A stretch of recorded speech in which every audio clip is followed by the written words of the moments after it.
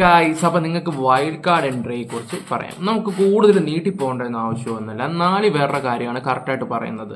ഈ 4 പേരെ ഒറ്റ ദിവസം കൊണ്ട് കയറ്റുമെന്ന് എനിക്ക് തോന്നുന്നില്ല. ഒന്നാമത്തെ കാര്യം എൻ്റെ പേഴ്സണൽ കാര്യമാണ് പറയുന്നത്. കാരണം ഇതുവരെയുള്ള ബിഗ് ബോസ് കണ്ടു വെച്ച് നോക്കുമ്പോൾ 4 പേരെ കയറ്റാൻ ഒറ്റയടിക്ക് കയറ്റാൻ ചാൻസ് കുറവാണ്. മനസ്സിലായോ? അതിനൊരു ഗുമ്മുണ്ടാവത്തില്ല.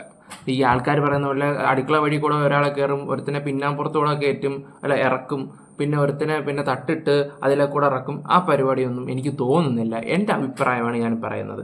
അപ്പം മെയിനായിട്ടുള്ള 4 ആൾക്കാരുണ്ട്. എനിക്ക് തോന്നി ഈ ആഴ്ച തന്നെ ആദ്യത്തെ, അതായത് ഞായറാഴ്ച 2 പേരെ കയറ്റിയിട്ട് ബുധനാഴ്ച അങ്ങനെ ആയിരിക്കാൻ പറ്റും പ്ലാൻ ചെയ്യുന്നത്. പിന്നെ ഒരു 10-15 ദിവസം കഴിഞ്ഞിട്ട് അല്ലെങ്കിൽ ഒരാഴ്ച കഴിഞ്ഞിട്ട് അടുത്ത ആളിനെ കൊണ്ടുവരും. അതായിരിക്കാം പ്ലാൻ ചെയ്യുന്നത്. എന്തായാലും മെയിനായിട്ടുള്ള 4 ആൾക്കാരുടെ പേര് പറയാം. ആദ്യം പറയാനുള്ളത് പൂജ കൃഷ്ണ. ആദ്യം പറയാനുള്ള പുള്ളിക്കാരെ അറിയാത്തവരാരുമില്ല. ആങ്കറാണ്. അത്യാവശ്യം ഇൻ്റർവ്യൂവും കാര്യങ്ങളും ഒക്കെ കുറേ കാര്യങ്ങളൊക്കെ എടുക്കാറൊക്കെ ഉണ്ട് പുള്ളിക്കാരി. മിക്ക നടന്മാരുടെ എടുക്കാറുണ്ടായിരുന്നു. അതുകൊണ്ട് എയറിലോ ആവുന്നൊരു സാധനമാണ്. ഒരത്യാവശ്യം ഇല്ല മേക്കപ്പും കാര്യങ്ങളൊക്കെ മാത്രമായിട്ട് നോക്കുന്ന ഒരു ഇതാണ്. അതാണ് ഒന്നാമത്തെ കാര്യം. പിന്നെ അവർ ബിഗ് ബോസിൽ വന്ന എന്തെങ്കിലും ഗുണമുണ്ടോ എന്ന് ചോദിച്ചാൽ എനിക്കറിയാൻ പറ്റില്ല. കാണാൻ ചാൻസ് കുറവാണ്. ഒന്ന്. അടുത്തതെന്ന് പറഞ്ഞാൽ പിന്നെ അഭിഷേക് ജയദീപ്. അദ്ദേഹം എന്താ പറയണ്ടേ, എൻജിനീയറാണ്, മോഡലാണ്. മിസ്റ്റർ ഗേ വേൾഡ് ഇന്ത്യൻ 2023 റണ്ണറപ്പാണ് അദ്ദേഹം. പിന്നെ ഫസ്റ്റ് എവർ മിസ്റ്റർ ഗേ കേരള. അപ്പോൾ LGBTQ റെപ്രസെൻ്റ് ചെയ്യുന്ന ഒരാളാണ് പുള്ളി.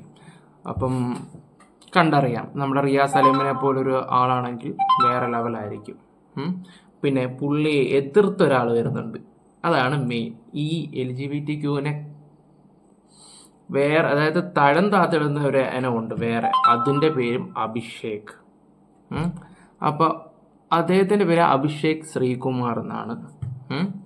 അദ്ദേഹമുണ്ട്. അപ്പോൾ ഈ 2 എണ്ണം കൂടെ ആകുമ്പോൾ, 2 അഭിഷേകം കൂടെ ആകുമ്പം വേറെ ലെവലാവാൻ ചാൻസ് ഉണ്ട്.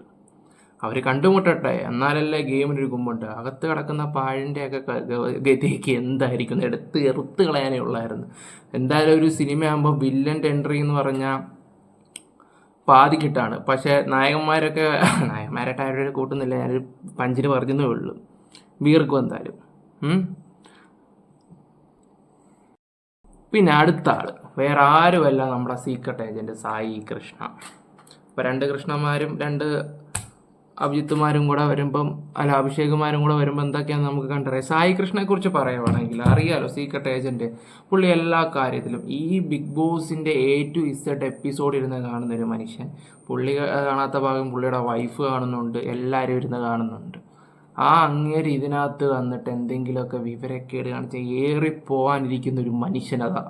കാരണം A to Z കാര്യങ്ങളിനെ കുറിച്ച് വലിച്ചു കീറി ഒട്ടിച്ചിരുന്ന് പറയുന്ന അങ്ങേര് വന്നിട്ട് ഇതിനകത്ത് എന്തെങ്കിലും കണ്ട എൻ്റെ പൊന്നോ, തീർന്നു ആ മനുഷ്യൻ. സത്യം പറയാലോ, ആ മനുഷ്യൻ തീർന്നു. ഇതിനകത്തറിയാം.